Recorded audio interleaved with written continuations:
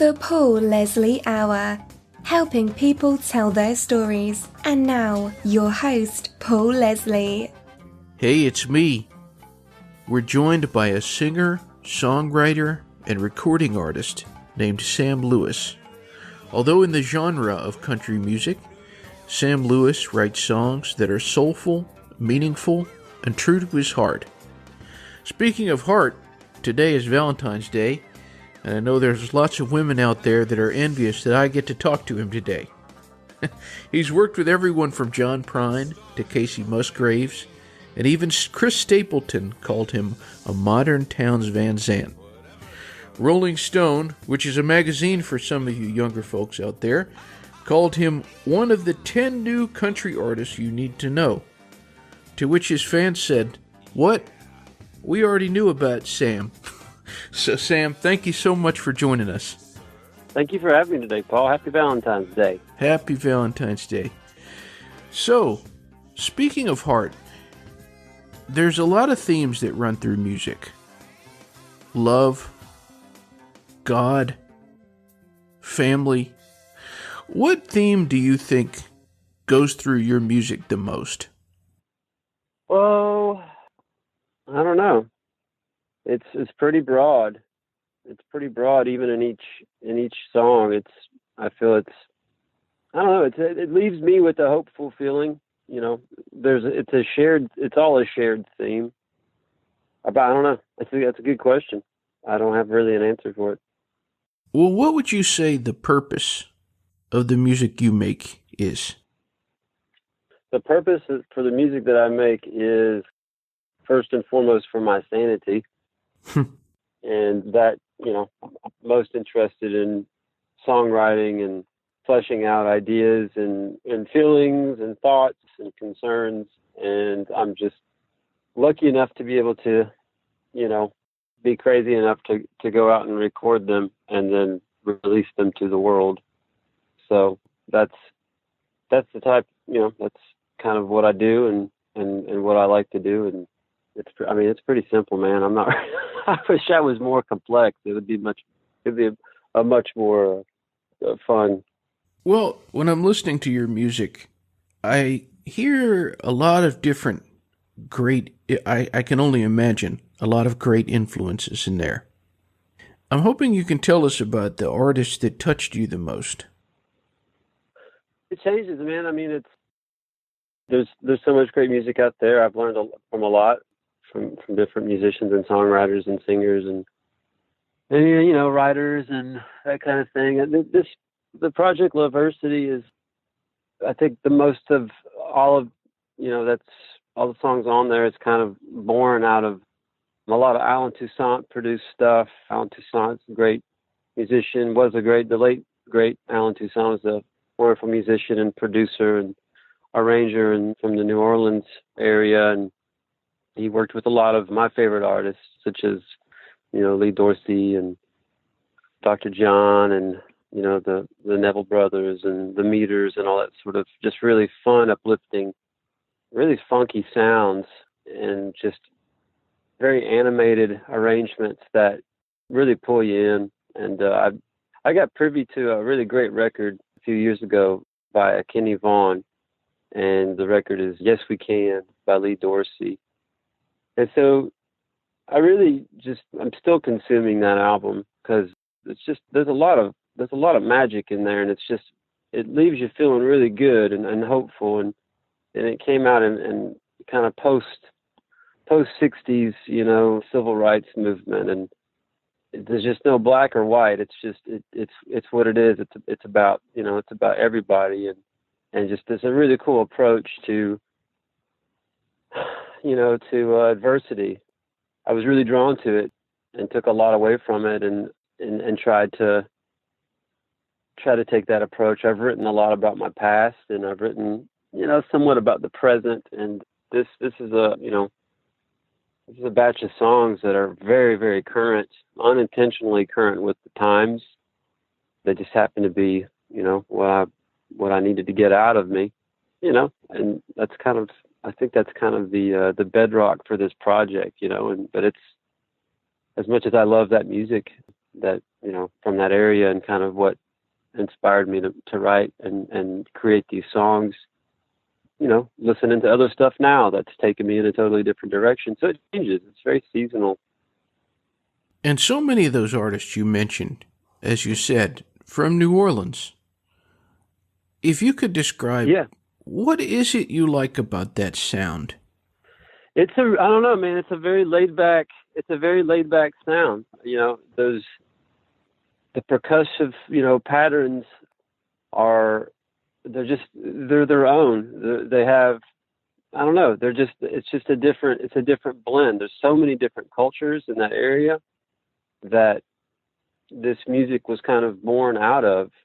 I love jazz. I strive to comprehend why this is good jazz and why that's not so good jazz, and I'm not that educated. I never really learned theory or anything like that, but it's definitely it's seeped into all the music down there, and I don't know, Alan Toussaint, he's written some of the best songs out there, and seems like a pretty, I've read a lot of interviews with him, and then I've seen some documentaries on him, and just seems like a very down to earth, pretty simple cat that just really comprehended sound and wrote from not just his heart, but he wrote from the spirit of sound. And I don't know, it's resonated with me for a really long time, and I just finally about 2 or 3 years ago I had to dig a little bit deeper into that archive and figure out what am I here, what am I drawn to, and I don't know, I've felt a real kinship with that flavor of music from down there. It's just it's like, I don't know, it's deeper. It's very deep. I can't put my finger on it. I'm still trying to figure it out. And where are you from? I'm from all over. That's about the only complex thing with me is I was born in Southern California, and then I was about 2 years old. We moved and relocated to a really small town in North Carolina. So I mostly grew up in that town, Asheboro, North Carolina.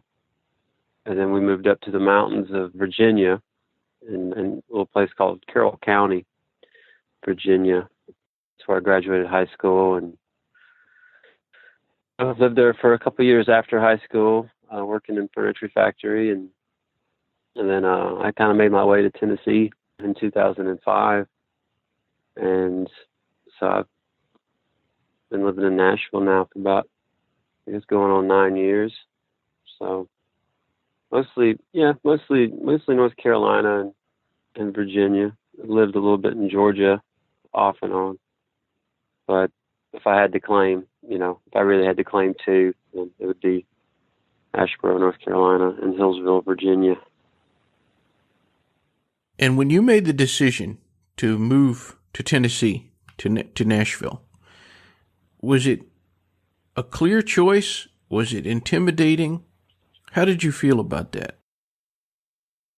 Yeah, I think it was a combination of everything. I was just young enough to be excited and really not intimidated. I wouldn't say overconfident. It was just kind of time. I was living in Knoxville for about 3 years, and a friend of mine relocated. He transferred colleges to Murfreesboro, and I had already kind of expressed interest in moving to Nashville, so we moved to the area, and I just kind of was, like a kid in a candy store. I just bouncing around, checking music out, seeing this person play, hearing that person play, and set the bar pretty low when I moved to town. I just wanted to make friends and and kind of learn more about songwriting and try to figure out who I was as an artist, because there's a few different avenues that Nashville offers, and I realized pretty quick that I fit into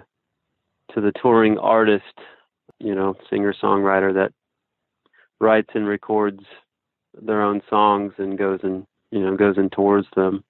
So, yeah, I mean, there's some intimidating factors, but I don't think that's what it's about. It's not I don't view things like that. Really view things as a competition. It's more it should be more community based, and so I've had a lot of I would think a lot of luck and a lot of good fortune of the people that I've become friends with. They've really a bunch of talented people that have I think pulled me up, kind of closer to their level. You mentioned a while ago, just a second ago, that you feel like it should be like a community. As an artist, how do you treat other artists well? How do you serve other artists? Well, you listen to them. If they ask for advice, you give it. I don't try to really give too much advice. If you're playing with the ingredients, and you really have to respect that, because I think a lot of artists are quite impressionable when they want to be. If they're, in creation, you're pulling from a lot of different things. In a field where you're observing and recording, there's a lot of variables, and you got to be really careful when you start playing with another artist's ingredients, and so the biggest thing to do is support it, and encourage them to keep doing more, because I just had a really interesting conversation just last night about that. I was trying to encourage a young painter to share some of their poetry that they really want to, but they don't really know how or how to go about it. It's just, you have to encourage them and ask simple questions, like, do you want to do this? Is this something you want to do? And are you compelled to do it? And how do you want to go about it? So I think that's the biggest support you can have, or you can give from one artist to another, is just encouragement, and let them know that they're not alone, that we all feel the same way. Just have to be, I think, a little bit more crazier and stubborn when it comes to getting your art out there, because we need it. We need it for culture. What would you say is the most difficult thing about being an artist? Oh man, probably trying to have like a personal relationship with anything. It's very difficult.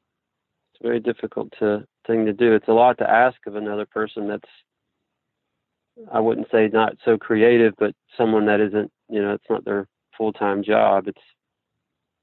We're weird people. It's not a normal thing that we do. It's not, there's not really, there's no real 40-hour work week with any of it. It's just kind of, it comes and goes, and, it's a lot of wandering in the dark. And I don't know, I think at times it's a lot easier to wander in the dark alone. So I think that's one of the biggest, I've found anyway, one of the biggest difficulties is trying to share that darkness and insanity and uncertainty with someone else, because it's going to be hard to find someone that is comfortable as comfortable as you are in it.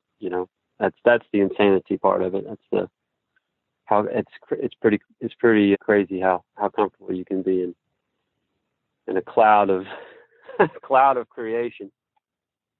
Do you find it's a somewhat lonely existence being an artist?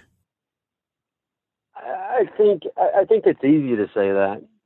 It's all a choice, though, isn't it? I mean, there's not doing anything is still a decision that you've made. It's not so much as loneliness. I think it's pure stillness, and you can't meditate. Well, you can meditate if you're really talented. You can meditate anywhere at any time, but when you're really like super aware of everything around you, like it has to be pretty quiet for me to kind of create. And unfortunately, I need to be alone to do that. And it it could come at any time. And I kind of serve that first more than anything else. So it's a tricky thing to manage all of that. So I think a sense of loneliness can come with that. It's not really by design though. It's just a circumstantial emotion. There's a lot of things about being a musician that people don't see. Someone could look through your Instagram, for example, and they might see a picture of you with John Prine and Kacey Musgraves, and they think, oh, that's really cool. But then I was looking on your Instagram, and there was that travel itinerary, the really crazy travel itinerary. So what do people not see? What do people not see? I mean, it's the in between. People don't really see the real world. They don't really see the real thing. The in between is where we all live, and it can be filled with a lot of different things. I don't really have the gift or the ability to share every waking moment of my day. I wish I could say it was by choice, but I just don't even consider it. But that travel day was unlike any travel day I'd ever had. I think you're talking about the one where I went to India and I had this like insane 12-hour layover in Newark, New Jersey. A lot of creation came out of all that though. So, you know, I try to make the best of any situation, but yeah, the in between, man, the struggle, the day to day, the everything, the what the hell am I working toward? You know, I think anybody can relate to that. You know, we spend a lifetime recognized by your company, or you know, do you celebrate a anniversary of some sort, and you know, these little things that measure time that make you feel like, oh, okay, I've done what I'm supposed to, you know, I've done a good job doing whatever I've been doing, you know, but that's not really, that's just as made up as anything else is made up. But yeah, I don't know. I don't see, you know, it's a good question, but I don't know what you're going to do in between now and the time you post this. You know what I'm saying? And you're going to do a lot of different things, and a lot of them are probably not related at all to your podcast. Right. That's the stuff that I am interested in. You know, that's the stuff that I am going like, you know, I have a hard time watching shows. You know, like I have a hard time going to plays. I love plays. I love going and seeing live music. I have a really difficult time with it because I'm so interested in what else is going on, but you know, back behind the drum kit, you know, and on the side of the stage, and the lighting guy, you know, I could watch the lighting guy for an hour and a half. So I'm just fascinated by all the different elements that make up one thing. And yeah. What's the first thing you find yourself doing when you wake up? I do what everybody else does. So I go, you know, I guess I'm still here. Open up the blinds, see if the sun's shining, decide whether or not if it's a morning that I need coffee or just a cup of tea, grab a shower, go for a jog if it's not insanely cold, or go for a walk, open up the day and, you know, open up the books, open up the computer, open up the whatever, and pick up where you left off, you know, plow through it so you can do whatever you want to do that's fun, you know, just try to make time to pick up an instrument and play a little bit and write a little bit and fill the tank back up. You know, when you make a record, like I'm kind of going through, I don't know, I'll never experience a true postpartum syndrome, but this is about as close as it gets, I think. And so it's just, I've birthed this album, and it's getting, you know, manufactured and everything as we speak. And so there's this kind of like, not really sense of loss, but sense of like the tank is kind of empty, you know, and it's a good feeling, but it's also like you're really weary about what else you're going to put in there. So these kind of times, I kind of keep pretty close to my comfort zone of things, and watch my intake, because it's gonna come back out in a different way on down the line. So I'm quite particular about what I'm putting in my ears and in my eyes, because there'll be more songs to write here soon, and I want to like what's coming out when it happens. I don't want it to be a bunch of crazy stuff. Well, this album you have coming out, it's called Loversity? That's right. You said it correctly. Are people not saying it correctly? Oh, I've heard it called a couple different names, and it's okay. It keeps us talking about it, doesn't it? It's a talking point. So how would you say Laversity is different from your other albums? Well, it's very current. It's personal on a whole nother level. Of kind of, I don't know. I think this is a batch of songs that I really feel like I've written for other people in a weird sort of way. I write for me. If I like it, that's all I really care about. These songs were kind of, let me rephrase that, because that sounds like I'm I'm writing for some sort of task. I love all the songs that are on this for many different reasons, but there's songs that I haven't really been hearing, and there's songs that I need to hear, and I hope there's songs that other people need to hear too. And that's a totally different approach than writing about, your last relationship, or writing about your child, or writing about, something other you got into, and, at a certain age. And they're very, very current, personal theme things that some of them are kind of already getting thrown into a political ring, which is very new for me, and I'm fine with it. I have to preface that this is not a political record. This is a personal record. It takes us getting our things together in order, and making sure that we're healthy, and then we can make a change together, and in whatever type of setting, political or anything else. So it's my way of questioning what we're doing, and are we happy about where we're at, and if not, how can we change it? I'm open for ideas. The